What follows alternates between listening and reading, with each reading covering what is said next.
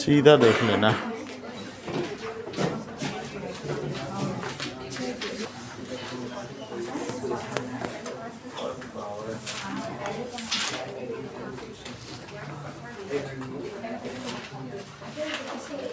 Now,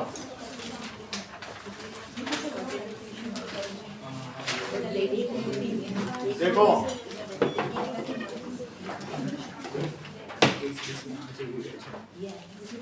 product of magnitude of force applied and magnitude of displacement in the direction of applied force. In the direction of applied force is called work done. That is W is equals to F into S है ना? D A S S जो लिखा वही लिखो S लिखा F into S. इसकी unit तो unit of W work, it is unit of force into unit of displacement. Force की यूनिट न्यूटन होती है, डिस्प्लेसमेंट की मीटर, या फिर इसे जूल भी कह सकते हैं। 1 जूल क्या होता है?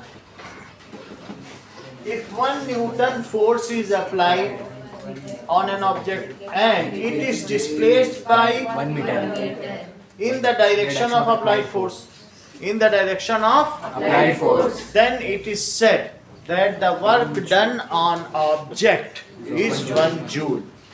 If किसी भी ऑब्जेक्ट पर अगर आपने 1 न्यूटन फोर्स अप्लाई किया है और ये कितना डिस्प्लेस हो गया है सेंटर से centre 1 metre, if 1 Newton force is applied on an object and it get displaced by 1 meter in the direction of applied force, then work done on object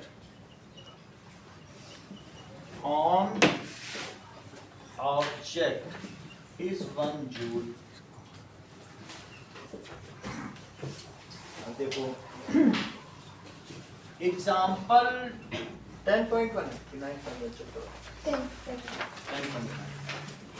10.1 7 Newton force acts on an object and it is displaced by 8 meter. तो force कितना है 7 Newton, displacement 8 metre, तो work done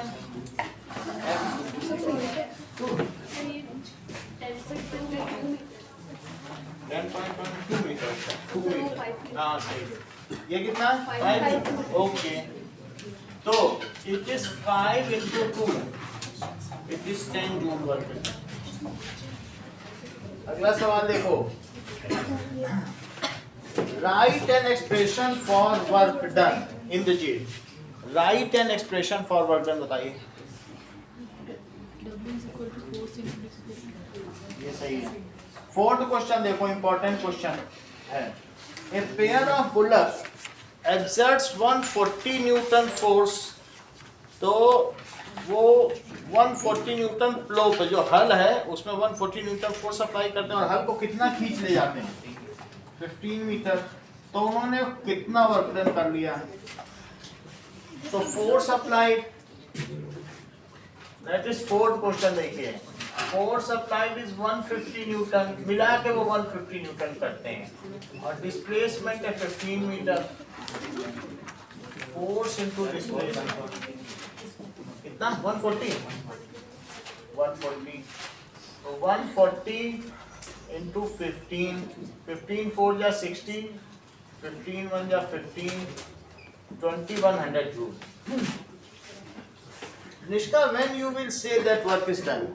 So जब displacement हो उसको कोई force नहीं हाँ, if work is, ये ठीक बताने की कुछ और जोड़ना चाहोगे? So direction में तो if force is applied and displacement takes place,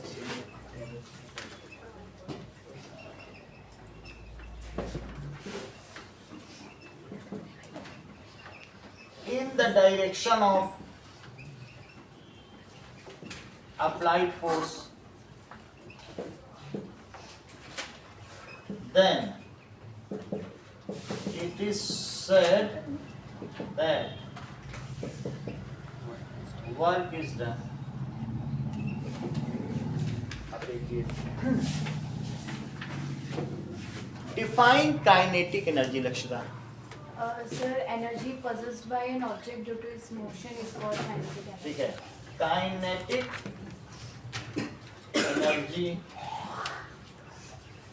energy possessed by object due to its motion. जो E K है या kinetic energy, that is half m square. M is the mass of object and V is the velocity of object. Okay, तो अब हम देखेंगे work energy theorem की expression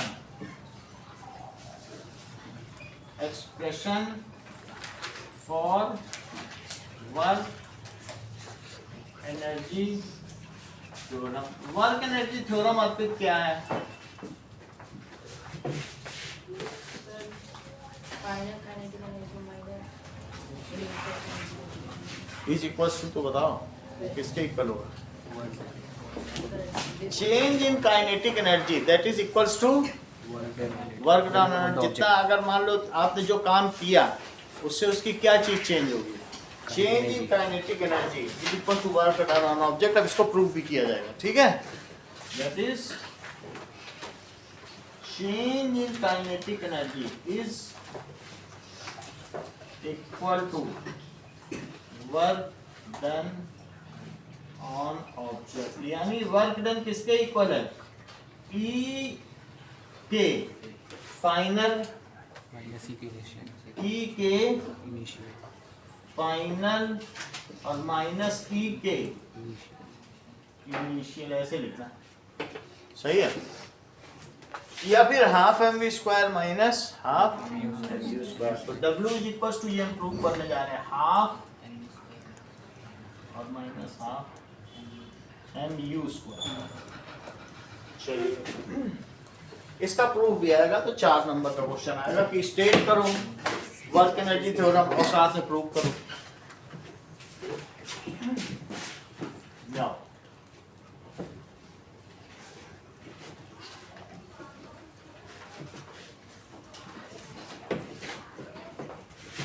proof देखिए. Let on m mass F force is applied and its velocity, इसकी velocity बदल जाती है, changes from u meter per second to v meter per second. तो इस पर हमने एक फोर्स लगाया और ये जो u मीटर पर सेकंड की स्पीड थी वो बदल कर कितनी हो गई? v मीटर पर second. And it has moved, ठीक है, d डिस्टेंस s ना, S by s distance, s metre distance. तो डिस्प्लेस जब आपने फोर्स लगाया, फोर्स आप लगातार लगाते रहे, तो इसमें ये डिस्प्लेसमेंट कितना हो गया यहाँ से यहाँ तक? s metre. ठीक है. अब हम लगाएंगे third equation of motion. Third equation of motion plug बताओ. 2a is equal to v square minus u. सही. By third equation of motion 2as is equals to v square minus u square. सही। अब देखो कि 2 को यहाँ ले जाओ, अगर तुम 2 को यहाँ ले जाओगे तो हाफ इधर हो जाएगा और v square minus u square, तो यहाँ as हो गया multiply by mass m on both side. दोनों तरफ किससे मल्टीप्लाई कर दो? Multiply by mass m on both side. तो मैंने इधर भी किया और इधर भी मल्टीप्लाई कर दिया। सही है। अब मानसी ma किसके इक्वल है? जस्मिता, श्रेया, फोर्स, क्योंकि F is equal to ma होता है, सेकंड लॉ ऑफ मोशन। तो इसको क्या कह सकते हो? Force into displacement, it is half m v square minus u square, और that is work done, it is half m v square minus u square. हो गया। m अगर कॉमन ले लिया जाए तो यही चीज तो है, कुछ करना नहीं है। 2 इधर ले जाके हमसे मल्टीप्लाई कर देना, काम खत्म। और यहां लिख देना F is equals to ma by second law of equation of motion, नहीं सेकंड लॉ अलग है, इक्वेशन अलग। लॉ तो एक अलग ही चैप्टर हो गया, लॉज ऑफ मोशन का। चलो नाउ एग्जांपल 10.3।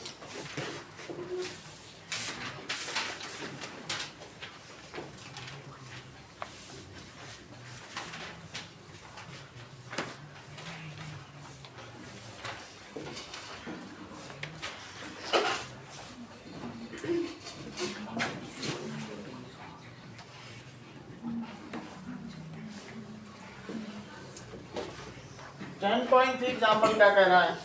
ऑब्जेक्ट 15 kg का है और इसकी वेलोसिटी 4 मीटर पर सेकंड है, मास है 15 kg और वेलोसिटी है 4 मीटर पर सेकंड, और पता करना है इसकी काइनेटिक एनर्जी। तो ईके का क्या फार्मूला होता है Mansi?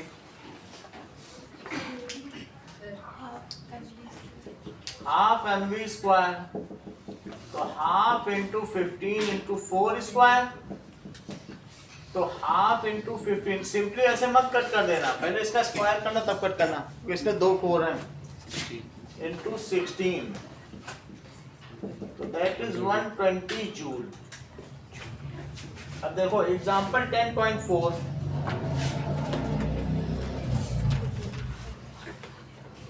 Work done to increase speed of car from 30 kilometre per hour to 60 kilometre per hour. बोलो वर्क डन क्या होता है? That is half m v square minus half m u square. तो हमसे वर्क डन पूछा गया है, हाफ ले लो बाहर m, और v कितना है बताओ? 30 किलोमीटर पर आवर है, लेकिन उसका स्क्वायर करना पड़ेगा, तो लिखो 30 किलोमीटर पर आवर। अगर आप यूनिट के साथ लिख देते हो तो कोई गलती नहीं है।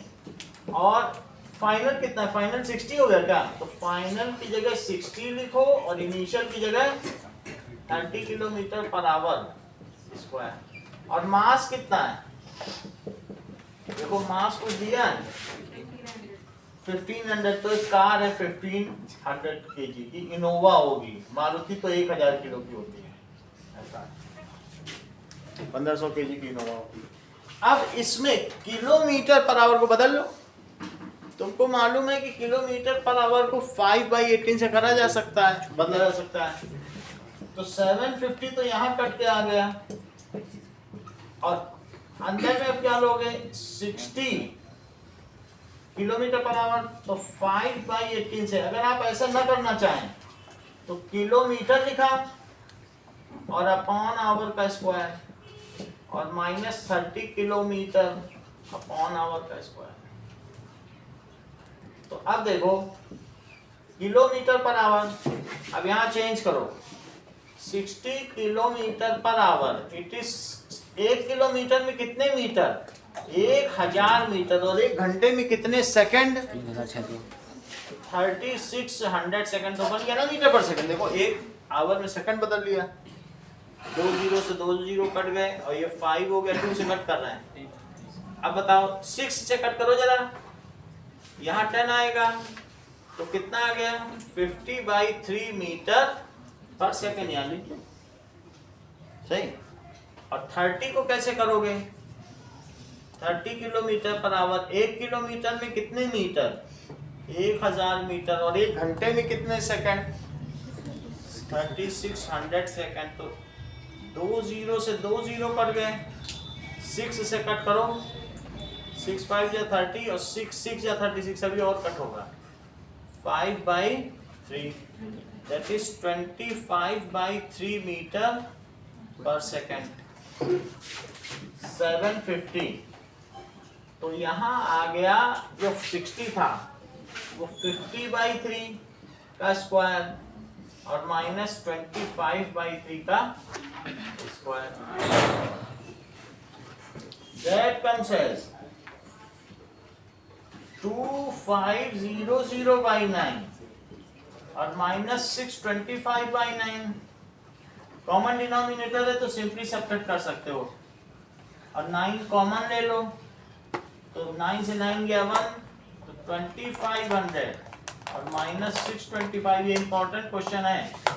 750 और 18, 75/9। अब 9 को कट करो जरा, ये 3 से कट होगा, 3 3 जा 9 और 3 2 जा 6, 3 5 जा 15, 3 से ये भी कट हो जाएगा, 3 से कट करिए तो 3 6 जा 18, 3 2 जा 6 और 3 5 जा, इन दोनों को मल्टीप्लाई करो तो कितना आ जाएगा 156250, 156250। नहीं तो सिंपली यहाँ कन्वर्ट करके यही वैल्यू रख दो, यहीं से शुरू ही करो सवाल, यहाँ कन्वर्ट कर लो, यहाँ शुरू कर दो इसके बाद, है ना। चलो अब देखो थर्ड क्वेश्चन इन टेक्स्ट का।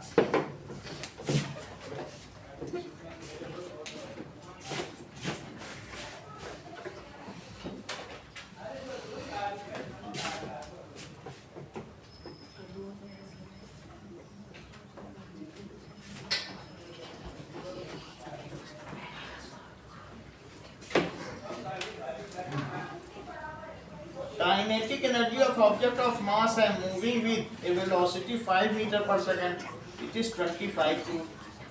So, what will be kinetic energy if its velocity is doubled? अब ये बता रहा है कि एक ऑब्जेक्ट 5 मीटर पर सेकंड से चल रहा है और इसकी काइनेटिक एनर्जी कितनी है 25 जूल, और वेलोसिटी कितनी है 5 मीटर पर सेकंड। तो क्या पूछा जा रहा है मयंक कि अगर इसकी वेलोसिटी डबल कर दी जाए तो कितनी होगी, ये चीज पूछी गई। इससे अब तुम क्या करोगे बताओ, सबसे पहले क्या काम करना चाहिए बोलो Arpit. Kinetic energy equals half mv²। तो उससे क्या निकालोगे, सबसे पहले मास। हाँ, तो दैट इज ई के इज हाफ, तो 25 इज इक्वल्स टू, और v कितना है 5 का स्क्वायर, 25 इंटू 2 कर दो क्योंकि 2 ऊपर चला जाएगा, और ये 5 स्क्वायर नीचे आ गया, तो वहां क्या बचा सिर्फ है क्या 5 स्क्वायर से 25 कट जाएगा, तो मास कितना आ गया, मास 2 kg आ गया। लक्षिता अब आप क्या करेंगे? Sir kinetic energy half mv² equals to half mv²। वो तो होती है, अब क्या करो? सर इक्वेशन लगा देंगे। मतलब क्या करो कुछ तो बताओ। सर उसका डबल करेंगे ना। किसका बताओ? सर जो काइनेटिक एनर्जी है उसका double वेलोसिटी का। Velocity. Now, that is case 1. If velocity is doubled, तो बोलो नई वेलोसिटी क्या हो जाएगी। Now अब इसे v1 लिख दो, कुछ तो बदलना चाहिए ना, 2 is v नहीं लिख सकते, v1 लिख दो तो कितना हो जाएगा, इट इज 10 मीटर पर सेकंड, डबल कर दो तो दैट इज 10 मीटर पर सेकंड। अब इस केस में e के निकालो, half m v1 square. Now Vishnu इसमें जरा वैल्यू फिट करो, half into 2 into 10 meters square. 10 का स्क्वायर करो, हाफ इंटू 2 इंटू 10 का स्क्वायर, 10 मीटर पर सेकंड है, वैसे 10 का स्क्वायर करो, ठीक है। तो क्या हो जाएगा 100 जूल। निखिल केस बी में आप क्या करोगे, सर 3 into 1 होगी, 3 इंटू 15 हो जाएगी वेलोसिटी। अच्छा ठीक है, इफ वेलोसिटी इज ट्रिपल कर दो, v2 तो ट्रिपल करने पे क्या हुआ, ठीक है, तो v2 कर दो, दैट इज इसी के ट्रिपल करो, 5 की 3 गुना करो जरा, 15 मीटर पर सेकंड। और अब e के निकालो, हाफ m v2 का स्क्वायर। स्नेहा वैल्यू प्लेस करिए, सर हाफ into 2 into 15 का स्क्वायर। 2 इंटू 15 का स्क्वायर, 2 से 2 कटा तो ये कितना आ जाएगा, 225 जूल। आगे देखो, Manya define potential energy. So the energy possessed by an object due to its position or configuration. Yes, energy possessed by an object, क्या आप उसकी एक्सप्रेशन मुझे बताएंगी? So P is equals to mgh. हाँ, ये सही बात कर दी। अब इस पे 2-3 सवाल होंगे। देखो पोटेंशियल एनर्जी क्या होती है,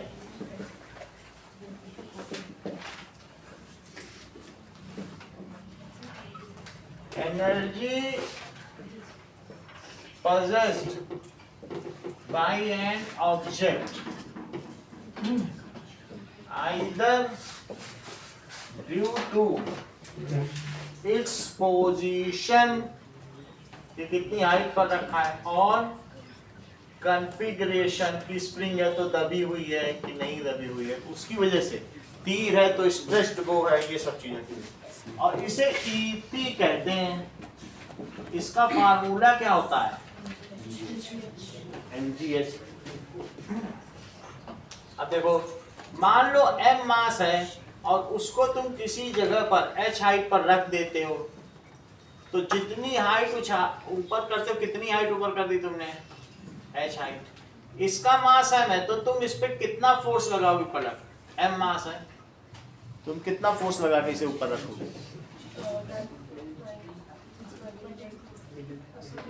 आयुषी कितना फोर्स लगाओगे अगर m मास है तो, बोलो। वेट जितना है, उसके वेट जितना वेट जितना, तो m मास का वेट कितना होता है, mg, इसका वेट होता है mg, तो ऊपर तुम फोर्स कितना लगाओगे, mg को काउंटर करने के लिए कितना फोर्स लगाओगे, f तो वेट के बराबर होगा ना, उतना ही तो तुम्हें उठाना पड़ेगा जितना वेट लग रहा है, तो you have to apply mg force, और इतना उठाया, तो बोलो वर्क डन क्या होता है, work done is equal to force into displacement. क्या तुमने लक्षिता उसके वेट जितना फोर्स लगाया, तो वेट कितना होता है किसी भी चीज का, mg, और बोलो कितनी हाइट उठा ली उस चीज को, h, तो h डिस्प्लेसमेंट हो गया, तो mgh।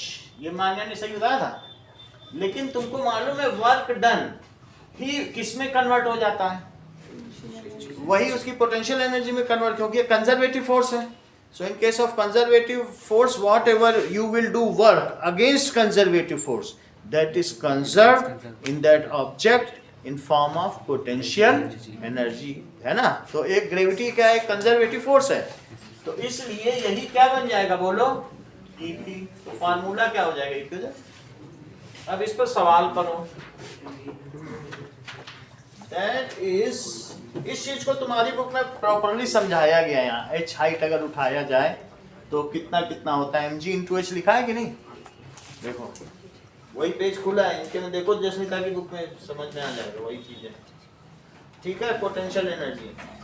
अब देखो कि अगले डायग्राम में दिया गया है conservative force does not depend on, किस पर डिपेंड नहीं करता है, path of object, it only depends on initial position and fine. सही है, तो लिखो इस चीज को। कंजर्वेटिव फोर्स का एक फीचर आएगा तो ये लिख देना, ये दो पाथ दिखाएगा, एक सीधा उठाया, इस पेन को तुम सीधा उठाओ और एक ऐसे ले जाओ, दोनों में उतना ही काम करना, सिर्फ इनिशियल और फाइनल पॉइंट पे डिपेंड करता है। सही है, मान लो ये जैसे एच हाइट पे उठा के रखी है ये तस्वीर, तो हम आपसे कहें इसकी पोटेंशियल एनर्जी निकालो, तो तुम हमसे ये पूछोगे कि इसको घुमा घुमा के रखा कि सीधे रखा, सिंपली एच से ही पता लगा लोगे, कोई पूछने तो जा नहीं रहा। सो कंजर्वेटिव फोर्स, सो कंजर्वेटिव फोर्स, लिखिता सेंटेंस पूरा करो। Sir, does not depends on path. It depends on final position and initial position. बस सही है, does not depend on path, it depends on initial position and final position। चलो अब example 10.5 करो। कह रहा है 10 kg का है और 6 मीटर ऊपर उठाया और जी भी दिया है, मास दिया है 10 kg, हाइट कितनी दी है 6 मीटर और जी कितना दिया है 9.8 मीटर पर सेकंड। निकल कैसे करोगे पर सेकंड स्क्वायर, बताओ। Potential energy is equal to mgh। EP it is equals to mgh। आगे बताइए। Sir EP is equal to 10 into 9.8 into 6, तो 60 हो गया, 60 का मल्टीप्लाई करो 9.8, 588 जूल। 10.6 करिए।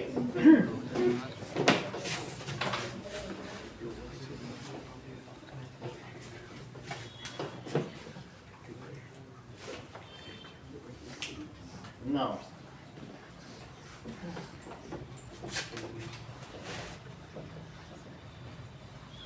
object of mass 12 kg is at a certain height if potential energy is 480 joule, find the height at which the object is। ठीक इसी तरीके का सवाल है, ये किसी हाइट पर एक ऑब्जेक्ट है और 12 kg का है, इसकी पोटेंशियल एनर्जी कितनी है 480 जूल, जी कितना लग रहा है 10 मीटर पर सेकंड स्क्वायर, हाइट पूछी गई है, जसमिता कराइए।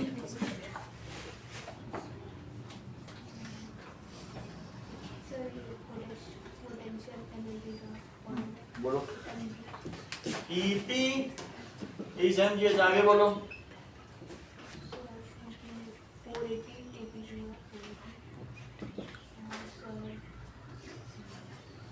Sir, m/12 into 10 into। सही है, तो 480 अपॉन 12 इंटू 10, ये h हो गया, 0 से 0 कटा, 12 से इसको काटो, तो इससे क्या पता चलता है 4 मीटर, पहली मंजिल पे चढ़ा दिया, ये 4 मीटर ही है। अब देखो law of conservation of energy, Shreya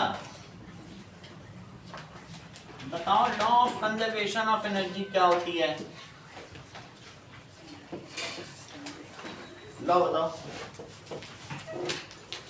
एक law of conservation of energy बताओ, एक law of conservation of mechanical energy, दो चीज है, पहले एनर्जी बताओ। Ayushi. However, it can be converted from one form to another। या दूसरा ये भी कहा जा सकता है कि total energy of universe is constant। दोनों एक ही लॉ। तुम्हें जो पसंद आए लिख लेना। Energy can neither be created nor be destroyed. ऊर्जा को ना तो सृजित किया जा सकता है और ना ही नष्ट। हाँ, इसको एक रूप से दूसरे रूप में परिवर्तित अवश्य किया जा सकता है। यह कुल ब्रह्मांड की ऊर्जा नियत होती है। Total energy of universe is constant. ये दोनों एक ही लॉ है। It can be converted from one form to other. ये तुम्हें पसंद है तो ये लिख लेना, या total energy of universe is conserve. अब देखो Abhishek, law of conservation of mechanical energy का फार्मूला बताइए। potential energy plus kinetic energy equals constant. थोड़ा स्टेटमेंट बताओगे? The sum of potential energy and the sum of potential energy and the kinetic energy is equal to is constant. सही है। Law of conservation of mechanical. एक चीज थोड़ी कम बताइए, आदित्य पूरा करना। Sum of kinetic energy and potential energy always remain constant at all points आप if बताओ। it is purely under conservative. हाँ, sum of that is EK and EP is constant। ठीक है? If object is purely under conservative force. इस पर एक question तुम्हारी exercise में है, पीछे एक्सरसाइज में, कि अगर एक ऑब्जेक्ट आधी डिस्टेंस पर आ जाता है तो उसकी पोटेंशियल एनर्जी कितनी हो जाएगी और उसकी काइनेटिक एनर्जी कितनी रहेगी। उसके टॉप मोस्ट पॉइंट पे दी गई है पोटेंशियल, जो मिड पॉइंट पे पूछा गया कितनी रहेगी। ये है ना क्वेश्चन एक्सरसाइज का, तो ये इसी पर बेस्ड है कि EK प्लस EP ये हमेशा क्या रहता है, कांस्टेंट। ये है, देखो तुम्हारे बुक में दिया है। EK का फार्मूला क्या होता है, हाफ mv स्क्वायर, और EP का क्या होता है, दैट इज कांस्टेंट। यही है यांत्रिक ऊर्जा के संरक्षण का सिद्धांत। आगे देखो, अगले पेज में दिया है कि पावर, नूर पावर की डेफिनेशन बताओ और उसका expression. That is rate of doing work. Rate of doing work is called power. तो power is equals to work done upon time. Kripa power की यूनिट बताइए। वॉट, 1 वॉट को डिफाइन करिए।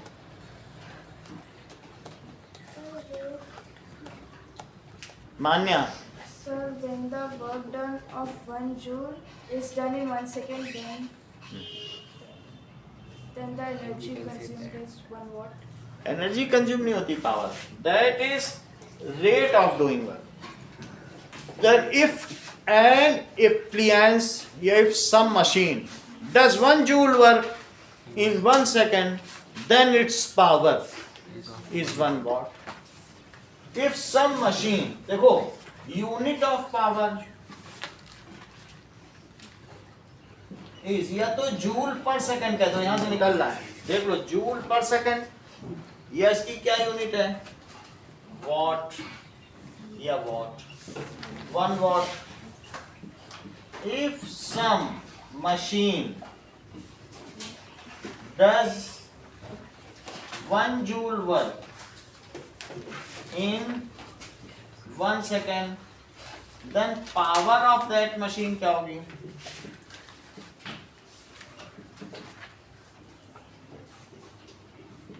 इज 1 वाट। उस मशीन की पावर कितनी हो जाएगी? अब देखो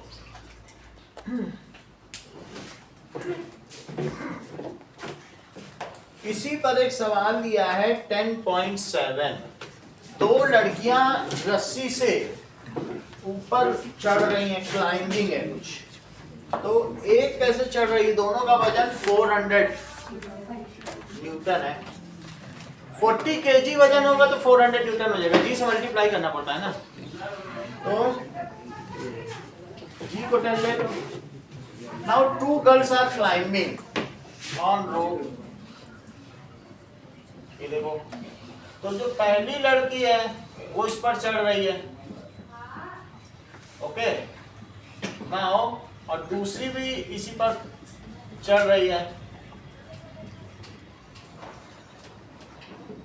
नाउ अब देखिए, तो 400 न्यूटन दोनों का वेट है, इनका मस्कुलर पावर भी 400 न्यूटन लगाना पड़ेगा, ये खुद से लगाना पड़ेगा। जब आप सीढ़ी चढ़ते हो तो जो आपका वेट है उतना मस्कुलर पावर लगा के आप ऊपर आते हो। अच्छा, ये कितना चढ़ गई? ईच बाई 8 मीटर, तो हाइट हो गई दोनों के केस में 8 मीटर। दोनों ने जो फोर्स अप्लाई किया वो 400 न्यूटन, और इतना चढ़ गई। पहली लड़की 20 सेकंड लेती है, तो इस केस में ए और बी दिया है, तो टाइम टेकन फॉर गर्ल ए और गर्ल बी, तो लिखो टाइम 20 सेकंड है, और जब भी सेकंड कर ले कितना टाइम लगेगा? 50 सेकंड। अब दोनों ही केसेस में पावर पूछी गई है, तो power is equals to work done upon time. Mayank अब आगे क्या करें यह बताओ? mgh/t। वर्क डन को तुम mgh ना लिखो, फोर्स इनटू डिस्प्लेसमेंट ही कर दो, ठीक है? Force into displacement. Work done का तो पहला फार्मूला यही था ना, फोर्स तो हमको दिया ही है, वैल्यू प्लेस करो। Sir 400 into 8/20। सही, 400 इंटू 8/20, 0 से 0 गया, तो पहली लड़की की पावर है 160 वॉट। सेकंड के केस में मानसी बताइए जरा, power is equal to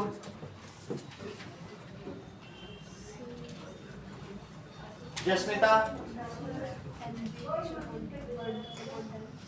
that is work done upon time. Work done क्या होता है? Force into displacement upon time. क्या फोर्स और डिस्प्लेसमेंट दिए हैं? कितना कितना?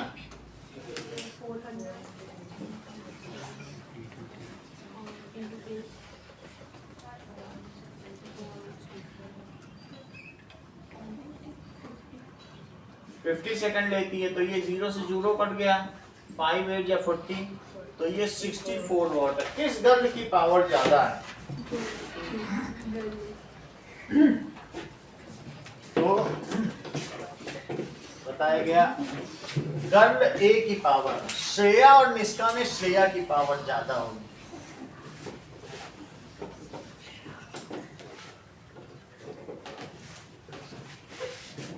अब देखो एग्जाम्पल 10.8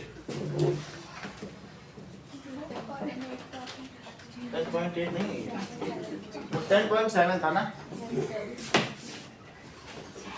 अगला देखो, एक बॉय 50 kg का है और वो सीढ़ियां चढ़ता चला जाता है। अगर कितनी सीढ़ी चढ़ रहा है? 45 सीढ़ी। जो सीढ़ियां हम लोग रोज चढ़ते हैं वो कितनी होंगी एवरेज? 15 होंगी कि 12? 15 है। तो इसका मतलब वो 3 मंजिल चढ़ गया, 45। सो बॉय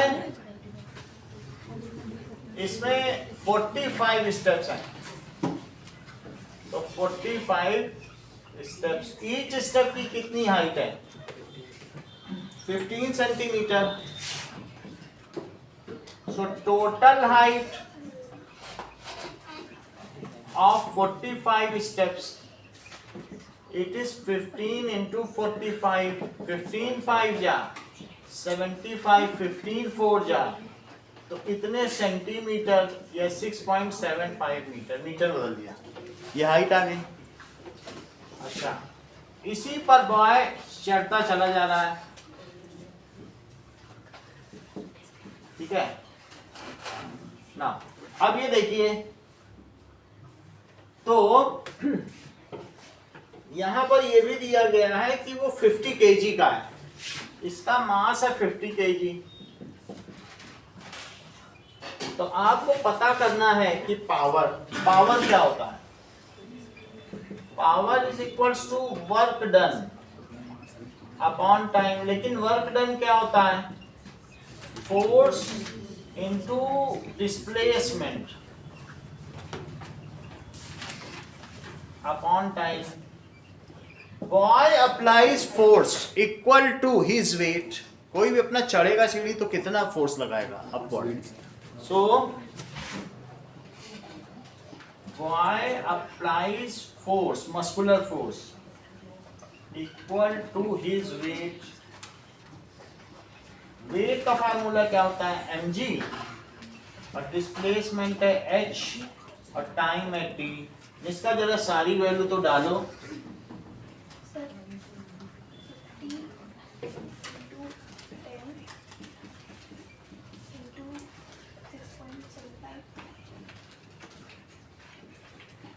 और टाइम भी बताओ।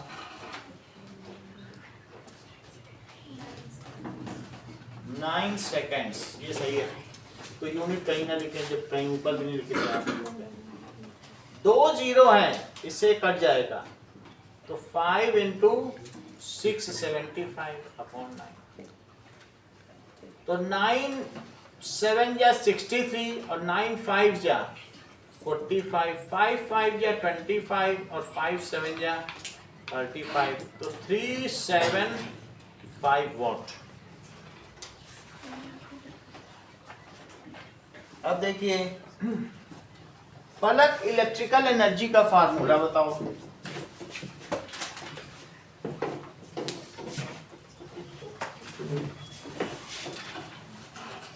विश्नोई,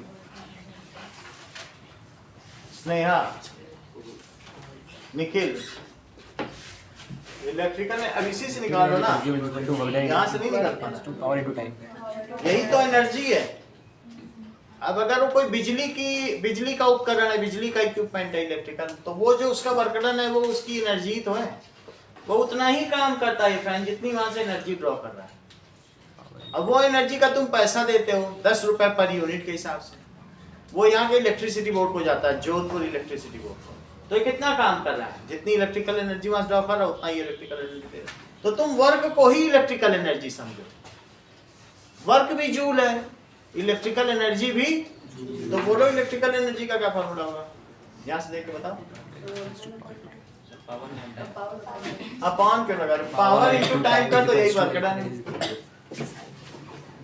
देखो, मेरा कहने का मतलब है कि वर्क डन का फार्मूला बताओ। वर्क डन का बताइए। It is equals to power into time in electric appliances. Work done किसके इक्वल होगा? बोलो वर्क डन। वर्क डन जो इस पंखे ने वर्क डन किया वो किसके इक्वल है? इज इक्वल टू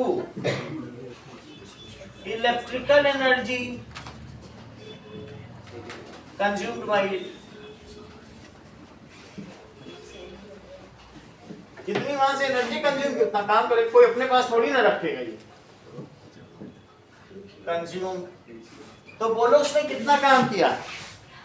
जितनी इलेक्ट्रिकल एनर्जी ड्रॉप हुई उतना काम कर दिया। तो क्या मैं वर्क डन की जगह इलेक्ट्रिकल एनर्जी लिख दूं? क्योंकि सारी एनर्जी की यूनिट तो जूल ही होती है। तो अब वर्क डन की जगह मैं क्या लिख दूं? इलेक्ट्रिकल एनर्जी, तो इसका निकल क्या फार्मूला बन जाएगा? बिल्कुल यही चीज है, बस इसकी जगह ये लिखा है, दैट इज इलेक्ट्रिकल एनर्जी की यूनिट अगर निकालनी है तो पावर को तुम्हें वाट में नहीं लेना होगा। अब मैं कॉमर्शियल यूनिट की बात करता हूं जिसका तुमको पैसा देना पड़ेगा, तो वहां पर ये चीज किलोवाट में चलती है, और टाइम भी सेकंड्स में नहीं चलता है, घंटे में, कितने घंटे तुमने कर लिए। तो बोलो यूनिट ऑफ इलेक्ट्रिकल एनर्जी क्या होगा? और मैं यूनिट की नहीं बात कर रहा हूँ, किसकी यूनिट बोलो? कॉमर्शियल। ऐसा यूनिट तो फिर वाट सेकंड में ही रहेगा, उसमें भी अभी हम बताएंगे। लेकिन कॉमर्शियल यूनिट क्या होती है जिसका तुम्हें कीमत देना होता है? तो पावर को किसमें लेना पड़ेगा? किलोवाट। और टाइम को किसमें लेना पड़ेगा? आवर में। तो that is kilo watt hour, के स्मॉल रहेगा किलो वाट आवर। सही है, इतनी बात तो तुमको समझ में आ गई। नाउ 1 किलो वाट आवर मैं डिफाइन करो। If 1 kilowatt of power is used in 1 hour. सही। If a machine of 1 kilowatt power runs for 1 hour, then electrical energy consumed from main supply is 1 kilowatt hour. Its cost is 10 rupees in Rajasthan. सही है, इसी को 1 unit भी कहते हैं। क्या लिखेंगे बोलो? इफ ए मशीन, जो तुम लोग की आयरन है ना प्रेस, वो 1 किलोवाट की होती है, तुम 1 घंटे चला लो 10 रुपए ले लेगा कैसा वाला। तुम बाहर जाकर अपना मीटर देख लेना, 1 यूनिट बढ़ जाएगा। If a machine of 1 kilowatt, जब तुम इसे 1 लो और इसे 1 लो तो क्या ये 1 नहीं हो जाएगा? तो इसलिए machine of 1 kilowatt runs for 1 hour, then electrical energy consumed by it is 1 kilowatt hour, that is 1 unit। ठीक है, अब देखो ये क्वेश्चन बहुत इंपॉर्टेंट है। 1 किलोवाट आवर को डिफाइन करो और इसको जूल में कन्वर्ट करो, ये क्वेश्चन आएगा ही। Convert 1 kilowatt hour in joules। तो लिखो 1 kilowatt hour is 1 kilowatt into 1 hour। ये बात तो तुम्हें समझ में आ गई, क्योंकि यहाँ से 1 kilowatt into 1 hour से मिल गया। 1 किलोवाट में आयुषी कितने वाट होते हैं? ठीक है, तो 1000 तो वाट हो गए, और 1 आवर में सेकंड्स कितने होते हैं? 3600 सेकंड हो गए। तो दिस इज 3600 सेकंड। वाट को क्या लिख सकती हो आयुषी? तो जूल पर सेकंड, क्योंकि पावर की यूनिट है, पावर तो जूल पर सेकंड भी होती है। That is 3600 second. सेकंड से कटा सेकंड, मल्टीप्लाई कर दो, जूल में लिख दो।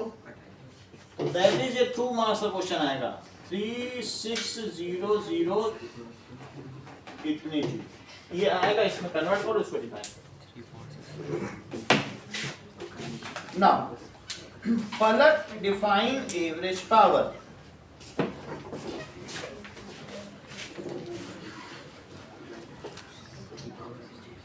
अभिषेक define average power. Average power is equal to Manya average power इंटेक्स का क्वेश्चन है, बोलो। मयंक फिर total work done upon total. सही है, total work done divided by total time taken. Fourth question देखो, total work done divided by total time taken by some machine is called its average power. तो average power क्या होती है? Total work upon total time. Third question देखिए, a lamp consumes 1000 joule in 10 seconds. What is its power? तो power is equal to, जो मैं work लिखता हूं उसकी जगह मैं इलेक्ट्रिकल एनर्जी कंज्यूम लिखूंगा, क्योंकि ये पंखा उतना ही काम करेगा जितना वहां से इलेक्ट्रिकल एनर्जी लेगा। अपने पास तो थोड़ा रखेगा नहीं, जो लेगा वो दे देगा। तो इसलिए मैं वर्क की जगह क्या लिख रहा हूं? Electrical energy consume upon time. बिल्कुल यही फार्मूला है। और अपॉन टाइम कितना उसने बोलो इलेक्ट्रिकल एनर्जी कंज्यूम किया? 1000 जूल और 10 सेकंड टाइम लिया, 0 से 0 कट गया, 100 वाट का बल्ब हुआ। Define 1 watt of power. ये तो मैंने बता दिया कि 1 जूल अगर मान लो कोई एनर्जी कंज्यूम करता है 1 सेकंड में। आगे आ जाइए एक्सरसाइजेज में। सो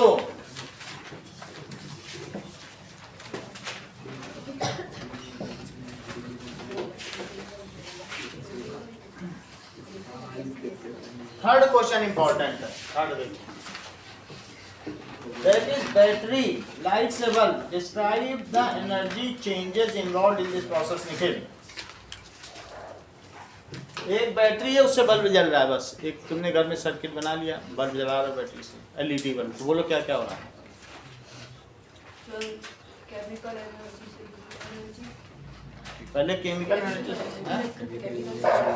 हीट क्यों कर रहा है? इलेक्ट्रिकल ये एनर्जी पहले ये तुम बल्ब लगाओगे तो क्या इलेक्ट्रिसिटी नहीं होगी इसमें? इस बल्ब की वजह से क्या इसमें करंट नहीं फ्लो करेगी? इलेक्ट्रिकल एनर्जी तो केमिकल एनर्जी से electrical energy heat and light energy से heat and light energy.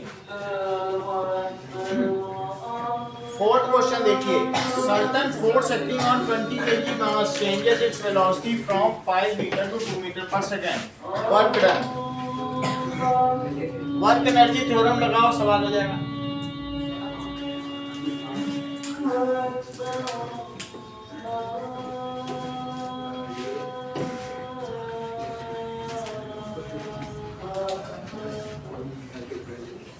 Now, fourth question, that is क्या क्या दिया है? उसकी initial velocity 5 metre per second, final velocity 2 metre per second.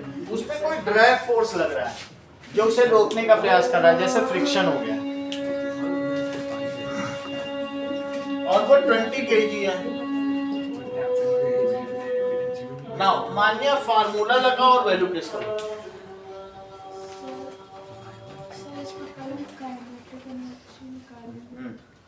तो उसमें K is equals to half mv square।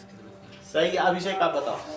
Work done is equals to using work energy theorem work energy theorem, work done is equals to half v square हाँ बोलो, value place करो। Half M we square minus u square. बोलिए। into 5 2 metre पर second. 2 का square बोला करो, square नहीं बोलोगे तो चला जाएगा सवाल। तो ये 10 आ गया और अंदर 4 माइनस 25 माइनस 21, 210 सही है। नाउ फिफ्थ का जवाब दीजिए मैम, फिफ्थ क्वेश्चन का।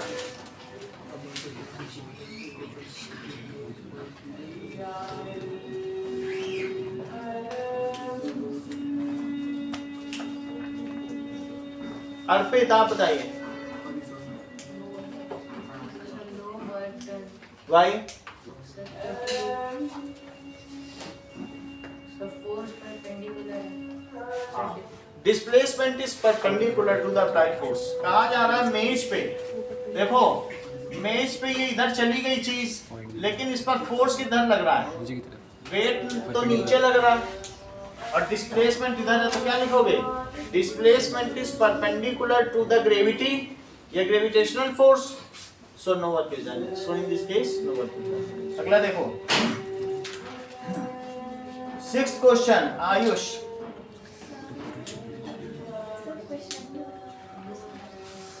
क्वेश्चन नंबर 2, क्वेश्चन नंबर 2 देख लो कि अगर मान लो कोई चीज फेंकी गई और वो ग्राउंड पे आ गई ये, तो अब आप बताइए वो कर्ड पाथ में आ गई है, what is the work done by gravity, बताओ ग्रेविटी के रिस्पेक्ट में, ये फोर्स है ग्रेविटेशनल फोर्स, ग्रेविटेशनल फोर्स, क्या ग्रेविटी के रिस्पेक्ट में कोई डिस्प्लेसमेंट हुआ है, जिस लेवल से फेंकी गई क्या उसी लेवल पर आ गई, तो इसका मतलब है कोई डिस्प्लेसमेंट तो हुआ नहीं है, as there is no displacement with respect to ground, hence क्योंकि जिस डायरेक्शन में फोर्स अप्लाई किया गया हो या तो उस डायरेक्शन में जाए या अपोजिट, अपोजिट जाएगी तो निगेटिव हो जाएगी, लेकिन होगा तो ना, तो वो अपोजिट ही जा रही है ना वो नीचे जा रही है, वो तो परपेंडिकुलर में इधर उधर जा रही आ जा रही, तो तुमको मालूम है पाथ से कोई इंडिपेंडेंट है ना, तो क्या लिखेंगे बोलो कि there is no displacement with respect to ground, है ना, hence there is no work is done, as there is no displacement with respect to ground, so no work is done। बिल्कुल ये मत समझो कि ये ऐसे आई है, आप ये समझो डिस्प्लेसमेंट कैसा हुआ है, ये है डिस्प्लेसमेंट, बिल्कुल यही सवाल तो है। डिस्प्लेसमेंट क्या होता है, इनिशियल और फाइनल पोजीशन के बीच की जो शॉर्टेस्ट डिस्टेंस होती है वही तो होता है डिस्प्लेसमेंट। क्या डिस्प्लेसमेंट यहाँ भी ग्रेविटी के परपेंडिकुलर नहीं है, क्या यहाँ भी डिस्प्लेसमेंट उसके वेट के परपेंडिकुलर नहीं है, वेट हो या ग्रेविटेशनल फोर्स एक ही बात है, दोनों तो वेट ही होते हैं, परपेंडिकुलर है कि नहीं है, बोलो बताती हम आगे कैसे बढ़ेंगे, चलो आगे बताओ 6 का आंसर दो Jasmita,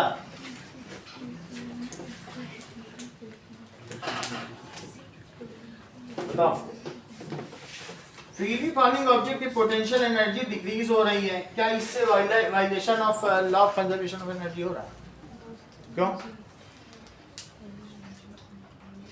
Shreya, No, sir, because loss in potential energy is equal to gain kinetic energy. ठीक है, no it does not violate, it does not violate law of conservation of energy, as जो loss in potential energy is equal to gain in kinetic energy।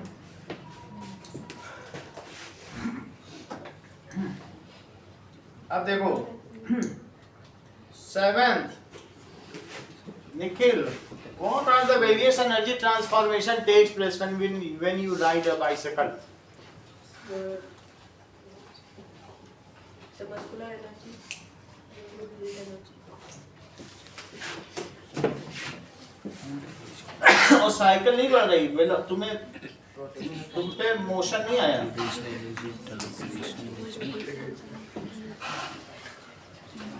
getting converted into kinetic energy।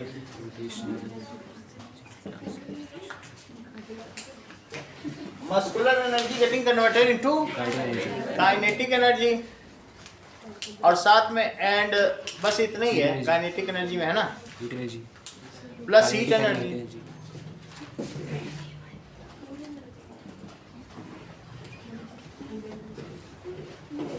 Food energy convert होती है जरा थोड़ा time लगता है, लेकिन food energy से muscular energy सब कुछ वही है ना, कह सकते हैं।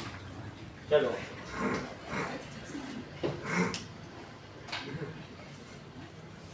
A certain house hold, 9th question is important. उसने 250 यूनिट ऑफ एनर्जी एक मंथ में कंज्यूम कर लिया, तो उसने कितनी जूल एनर्जी कंज्यूम की होगी? 8th question, electrical energy consume, 9th question.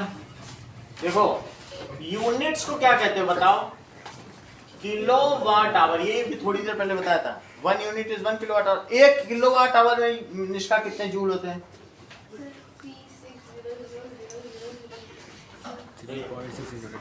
250 into 3.6 into 10 to the power 6 joule.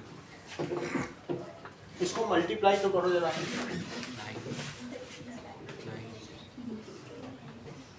देखो 25 6 या कितना होता है? 15 आ गया। और 25 3 जा कितना होता है? 75। और 15 जोड़ दो तो 900। 25 से कर ही दिया था, अब 0 भी लगा दो, और फिर ये डेसिमल लगा दिया। 900 में से 100 जरा उसमें शिफ्ट तो करो।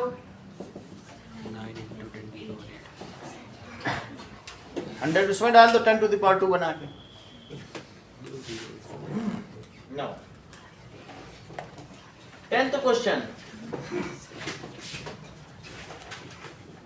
an object of mass 40 kg is raised to a height of 5 meter above the ground. What is its potential energy? If the object is allowed to fall, find its kinetic energy when it is halfway down. 40 kilo की चीज 5 metre उठा ली गई है। 40 kilo की चीज है और height कितनी है? 5 मीटर। जी कितना है? जी देखो, जी तो बताया नहीं जरा। 9.80 देखिए मीटर पर सेकंड स्क्वायर। कल कि इसमें पोटेंशियल एनर्जी पूछा जा रहा है। Sir, potential energy is equal to mgh. ठीक है। EP is mgh 40 इंटू जी कितना है? 9.8 h 5। ये 200 है। 200 का जरा 9.8 में मल्टीप्लाई करो, 10 गुना है 1960 जूल। ठीक है। अब बताओ what will be its kinetic energy halfway down?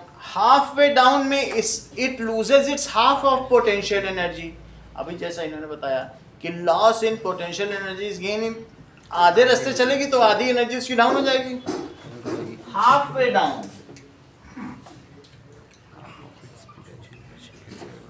there is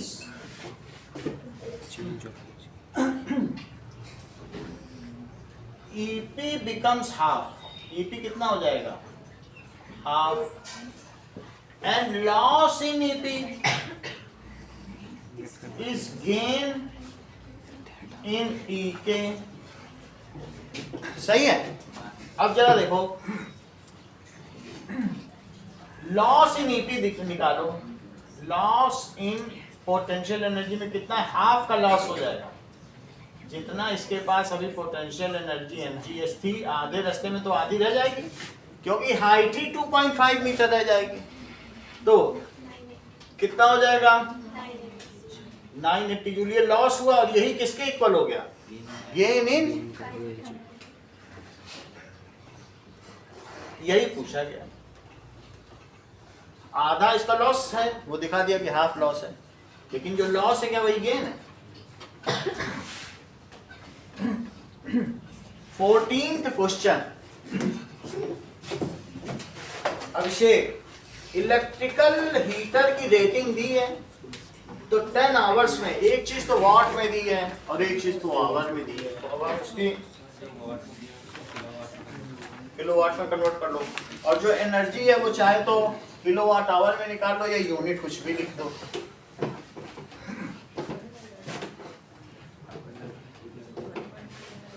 now 14th question आपसे पूछा जा रहा है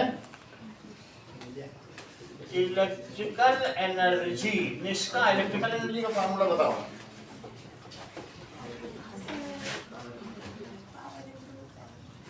पावर इनटू टाइम। हाँ अभिषेक आगे बोलो क्या करें। पावर 1.5 किलोवाट 1.5 किलोवाट लेगी इंटू 10 आवर, यानी 1500 वाट को आपने किसे बदल दिया, तो कितना हो जाएगा 10 किलोवाट आवर। सही है। चलो अब देखिए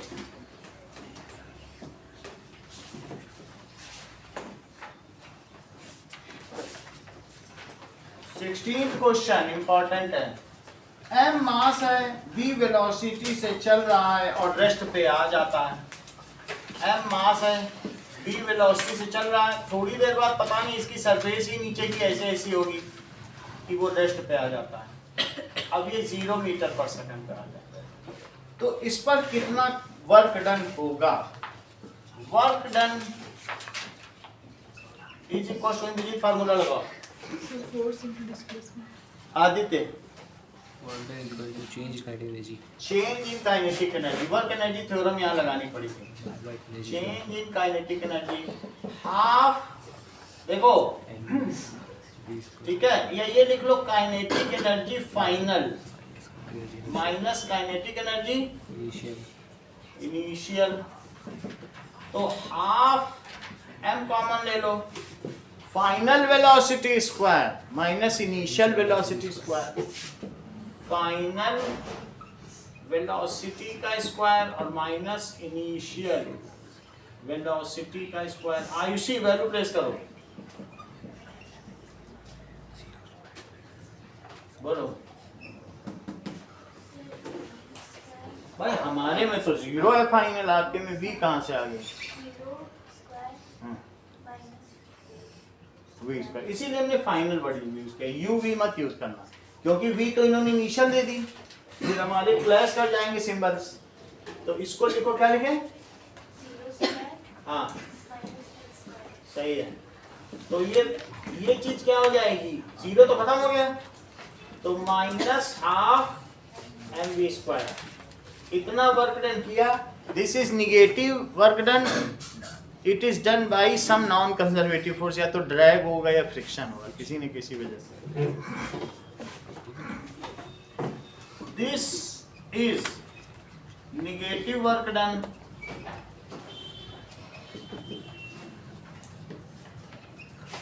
बाय फ्रिक्शन फोर्स या किसी नॉन कंजर्वेटिव फोर्स से।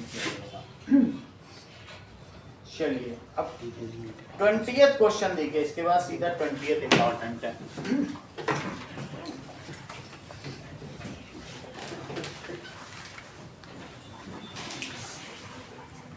नाउ 20th क्वेश्चन कह रहा है find the energy in joules consumed in 10 hours by 4 devices. Shreya, अगर 4 डिवाइस 500 वॉट की चल रही हैं, 500 वॉट की 4 डिवाइसेस हैं, बताओ 10 आवर्स में वो कितनी एनर्जी कंज्यूम करेंगे।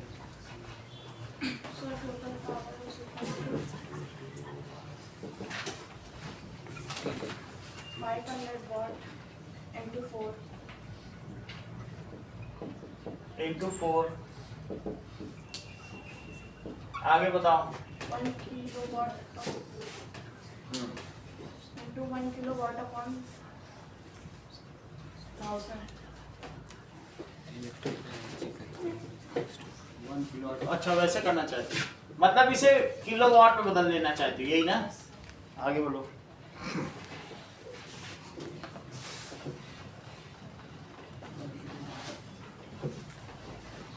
Energy consume, running time is equals to 10। चलो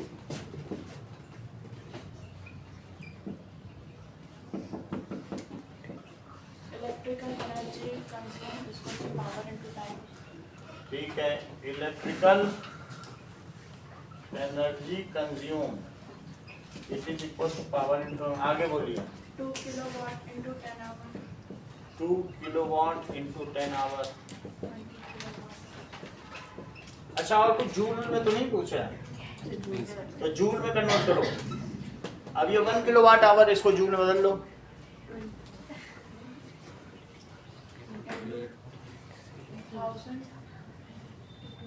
इसी को 20 इंटू 1 किलोवाट आवर लिखो। 4 किलो आलू का मतलब है 4 टाइम्स 1 किलो आलू। 4 किलो आलू 4 टाइम्स 1 किलो आलू। अब 1 किलो आलू को बदलो, 1 किलो आवर में कितने जूल?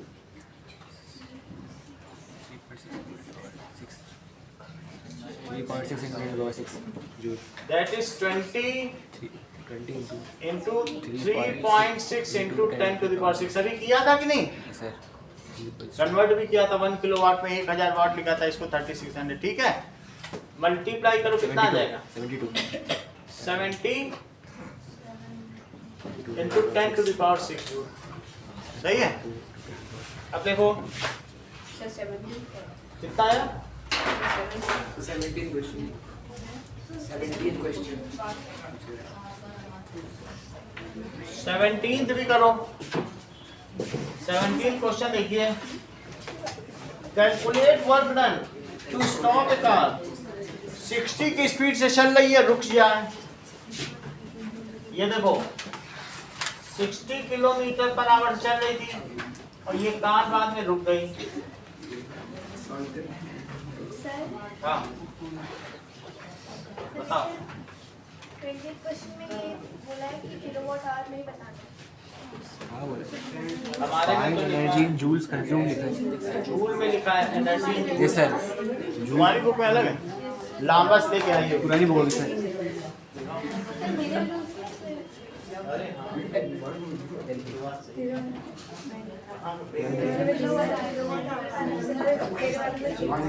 चलो ठीक है, तो किलोवाट भी बता देना। अब देखो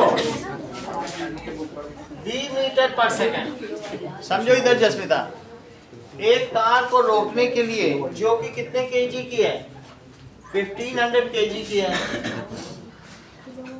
कितना वर्क डन ब्रेक को अप्लाई करना पड़ेगा? ब्रेक ही तो रोकेगा। ये सर तो वर्क एनर्जी थ्योरम लगाओ, work is equals to change in kinetic energy E K final और माइनस ई के इनिशियल 60 किलोमीटर पर आवर को जरा बदल तो लो। 60 kilometre per hour 60 into 1000 metre और अपॉन 3600 सेकंड। आवर से सेकंड बदल लिया, किलोमीटर से मीटर। 2 जीरो से 2 जीरो गए, 10 आया और ये 6 आया। अभी और कट करो, 5/3 तो 50/3 मीटर पर सेकंड। ठीक है, इतनी बात समझ आ गई। अब जरा देखो, इसमें सब में वैल्यू रखो, आप एम को कॉमन ले लो और बाकी वैल्यू आयुषी प्लेस कर देंगी।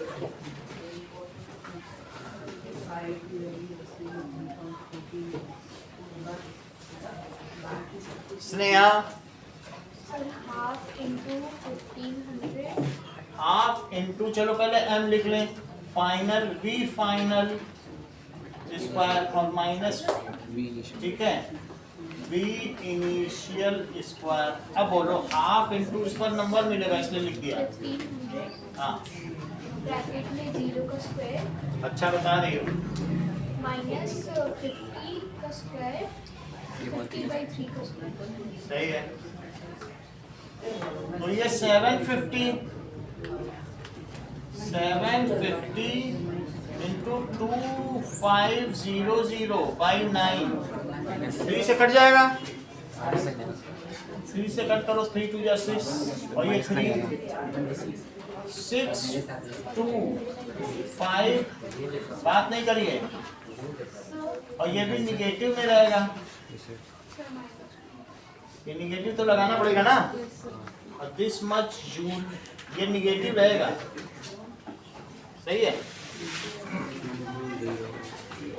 Now, a freely falling object eventually reaches on ground. What happens to its kinetic energy? अर्पित,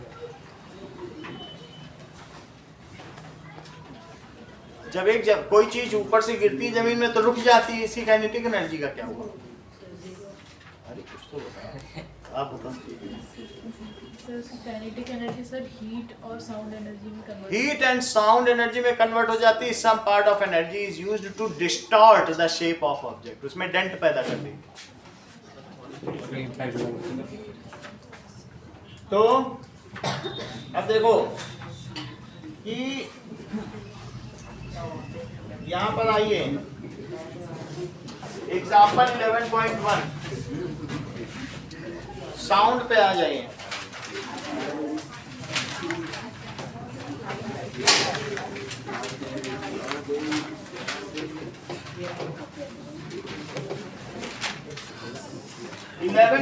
सवाल देखो, ये बताओ 11.1 एग्जाम्पल कि इसकी फ्रीक्वेंसी 2 किलोहर्ट्ज है, वेवलेंथ 35 सेंटीमीटर है। इसका कराओ जरा ये सवाल।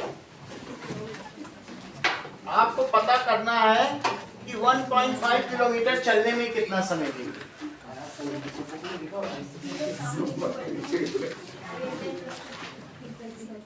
फ्रीक्वेंसी आगे बढ़ो।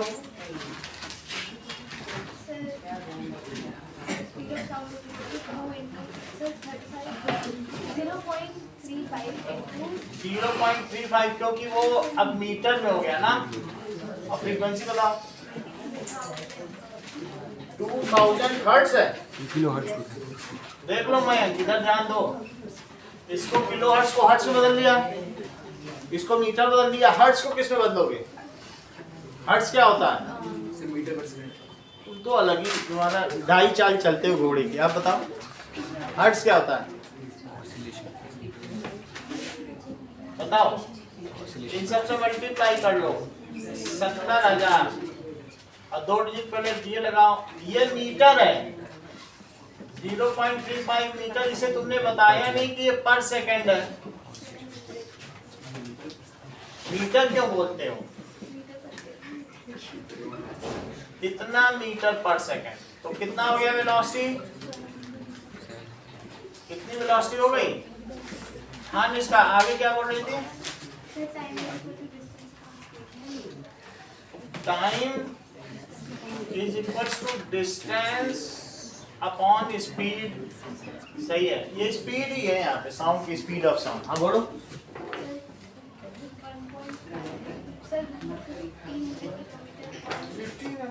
कितना चलवाओगे? 1500 मीटर बोल देती तो किलोमीटर क्यों बोल रही?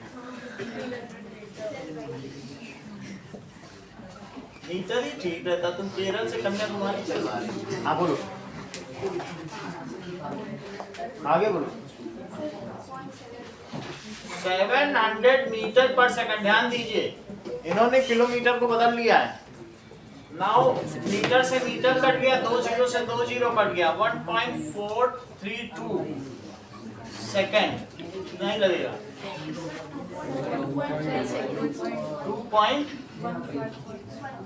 2.143 सेकंड। ओके, इन टेक्स्ट का 4th क्वेश्चन देखो। दिया है एक टोन 500 हर्ट्ज की है और 450 मीटर पर कोई बैठा है। तो आपको ये पता करना है कि what is the time interval. अर्पित,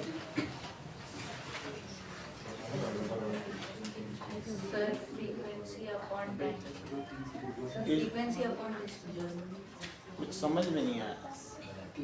हाँ लक्षिता बताओ। Sir, time taken between two successive compression and rarefaction is called time period. So, time period is equal to 1 by frequency. इतना ही करना है।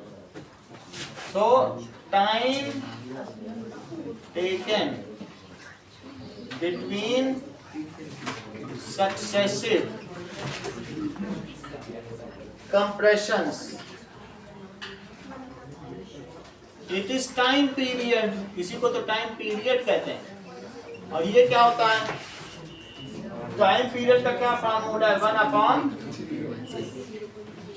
और फ्रीक्वेंसी कितनी है 500 हर्ट्ज। मयंक हर्ट्ज को क्या बोलोगे पर सेकंड, तो 1 अपॉन 500 पर सेकंड, तो कितना आ जाएगा 0.002 सेकंड। इतना टाइम लगेगा, इतना ही रखिए।